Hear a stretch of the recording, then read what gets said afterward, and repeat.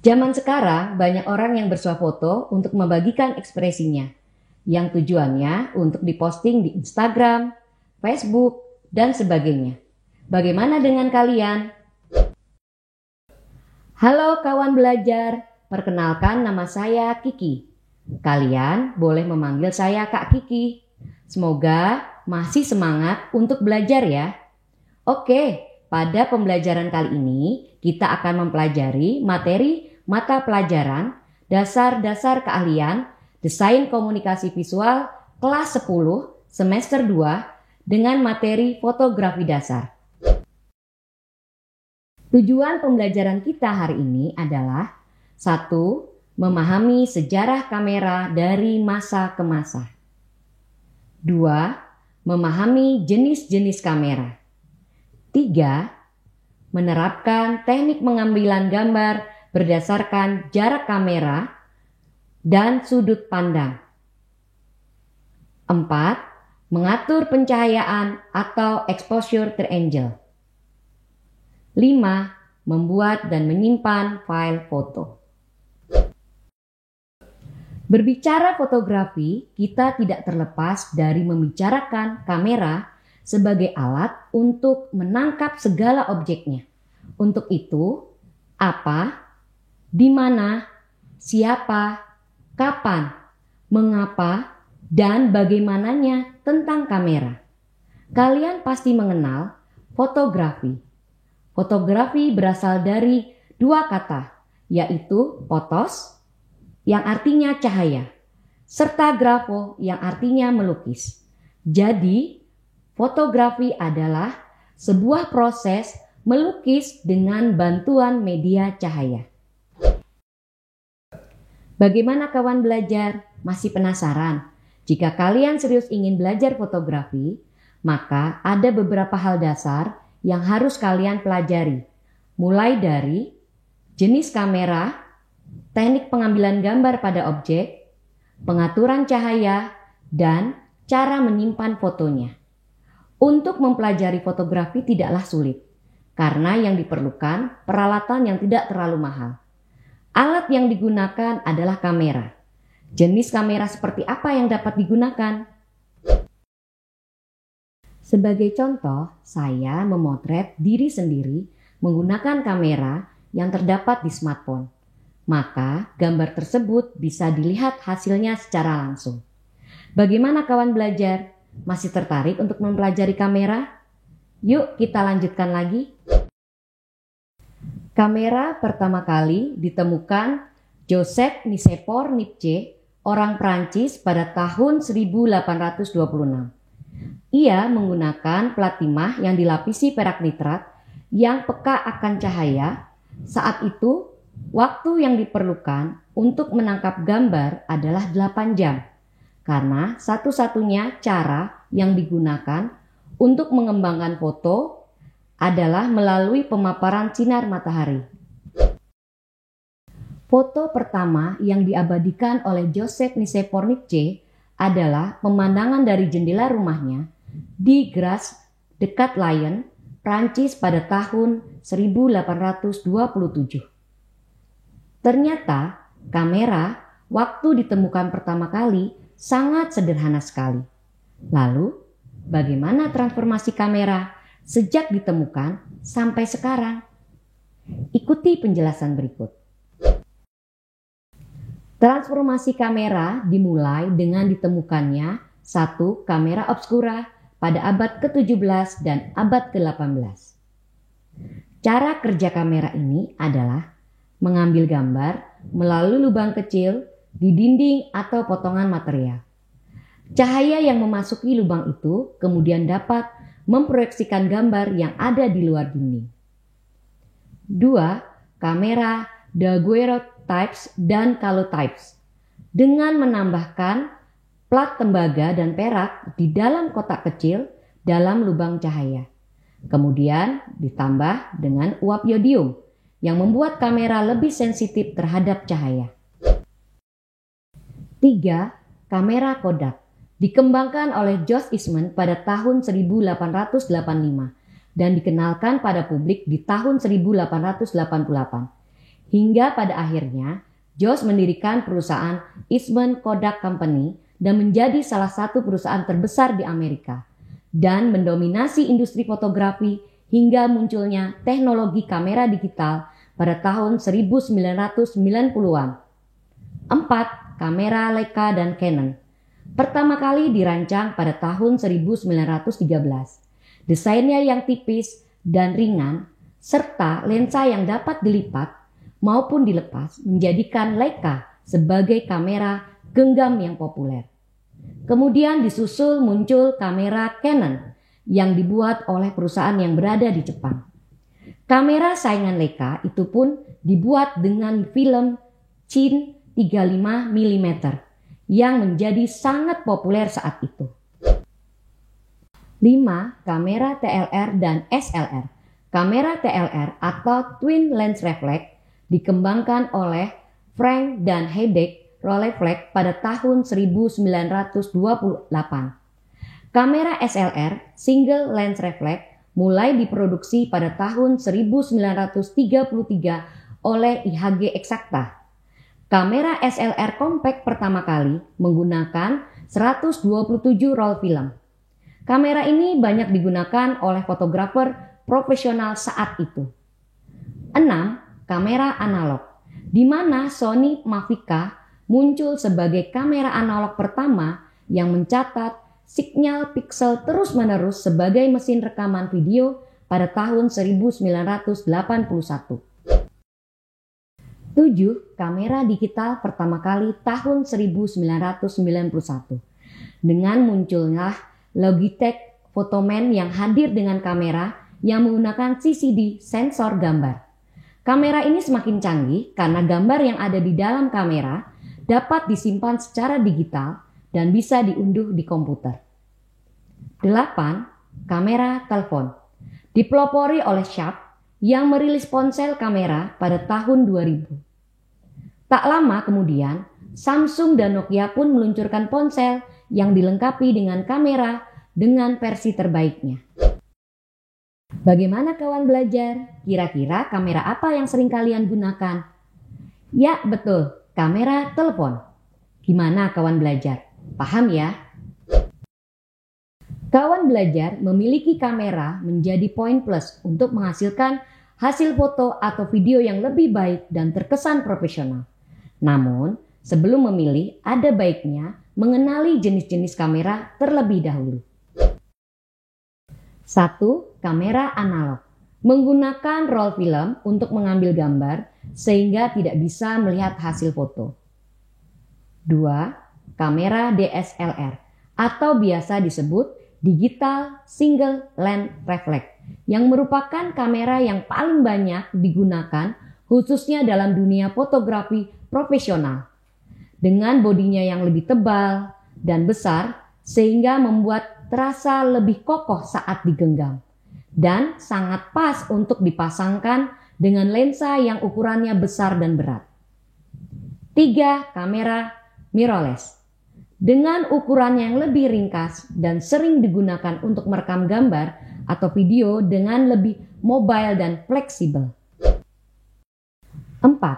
Kamera action sering dipasangkan di helm kendaraan atau dibawa dengan stick saat melakukan aktivitas penuh aksi.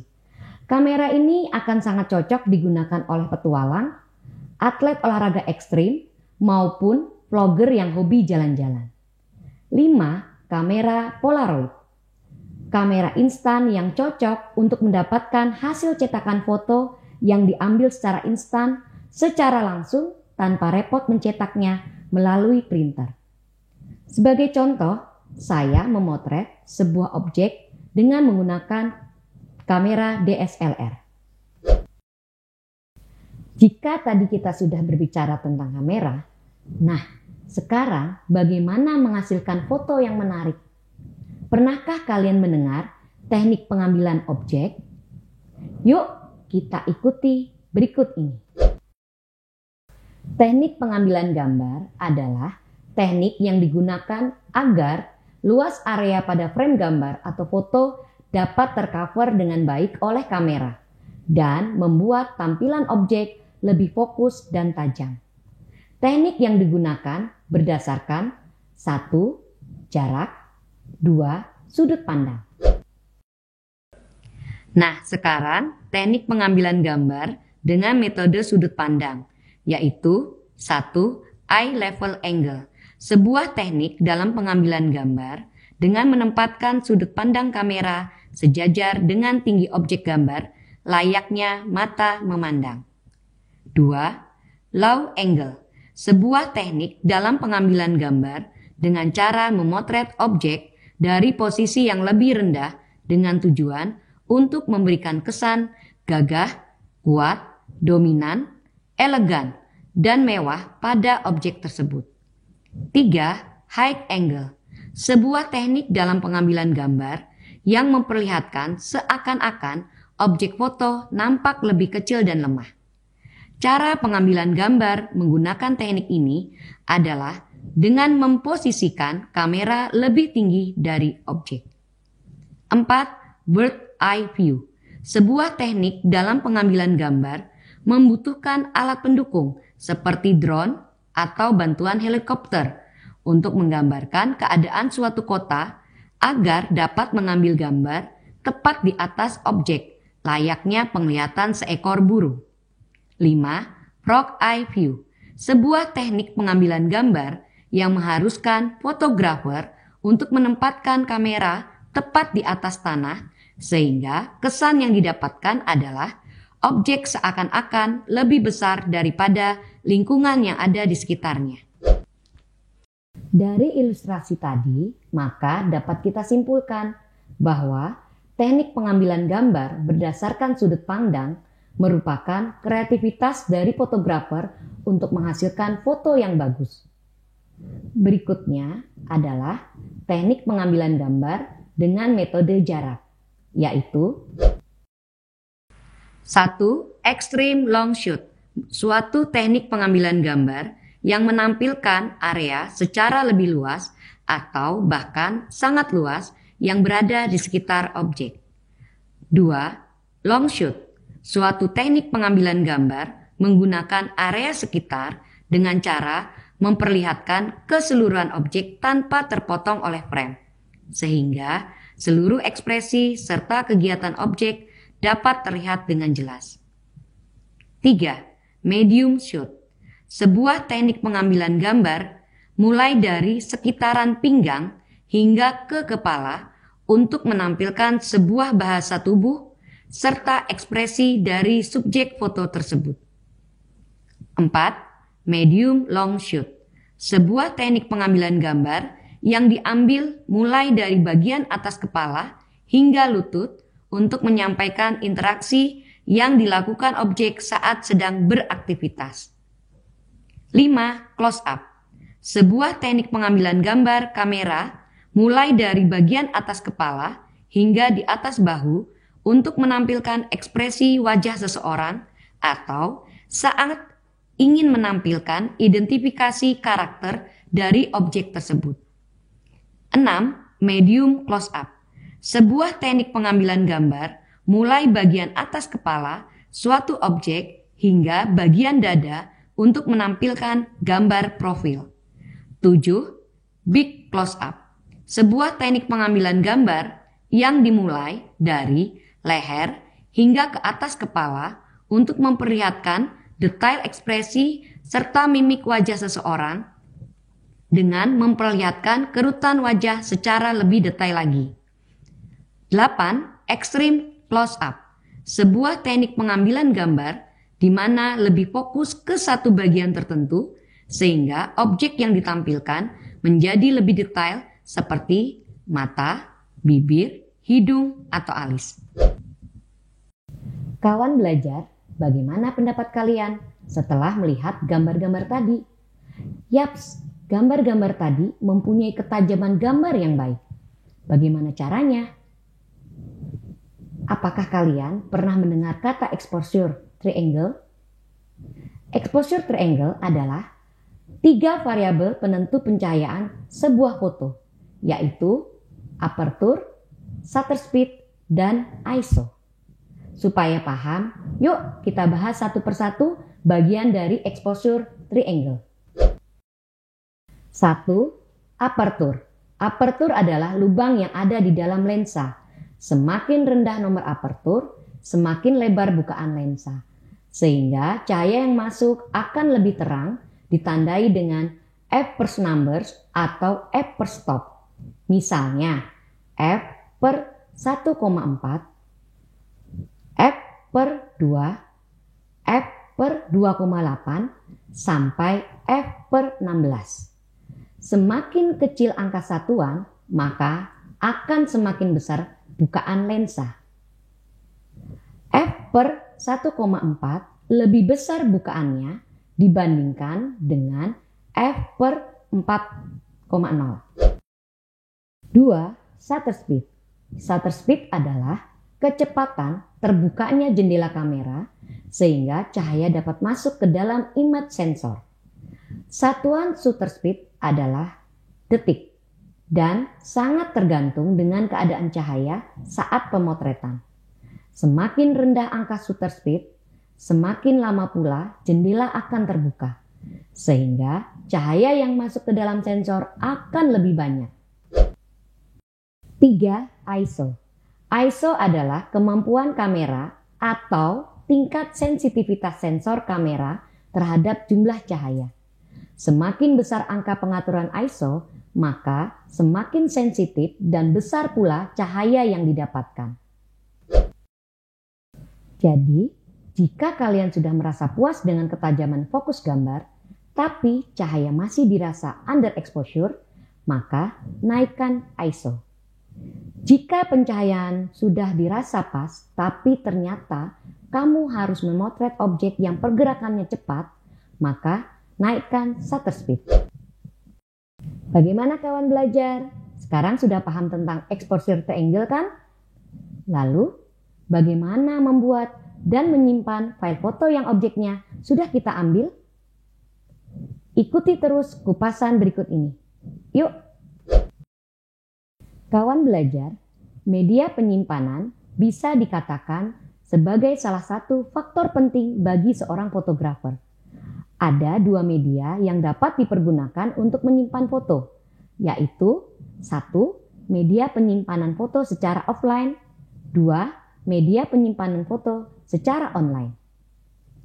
Media penyimpanan foto secara offline adalah semua media yang bisa kita akses secara langsung tanpa memerlukan koneksi internet.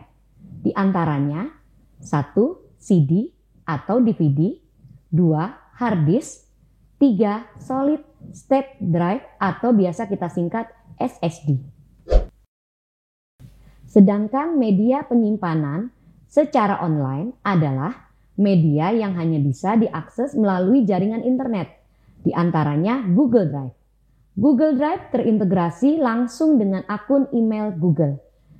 Jadi, jika kita pengguna Gmail, tentu akan merasa senang karena kemudahan yang ditawarkannya. Bagaimana kawan belajar? Paham ya? Oke, kalau begitu, apa yang dapat kalian pahami dari pelajaran hari ini? Tentu, 1. Sejarah kamera dari masa ke masa. 2. Jenis-jenis kamera. 3. Teknik pengambilan gambar. 4. Exposure triangle. Dan yang terakhir adalah membuat dan menyimpan file foto.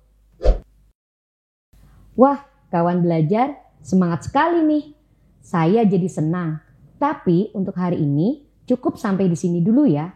Tetap jaga kesehatan dan semangat terus untuk belajar di portal Kawan Belajar BTIKP Dinas Pendidikan dan Kebudayaan Provinsi Kalimantan Selatan. Selamat berjumpa kembali pada pembahasan materi yang lebih menarik lagi. Salam kawan belajar. Sampai jumpa.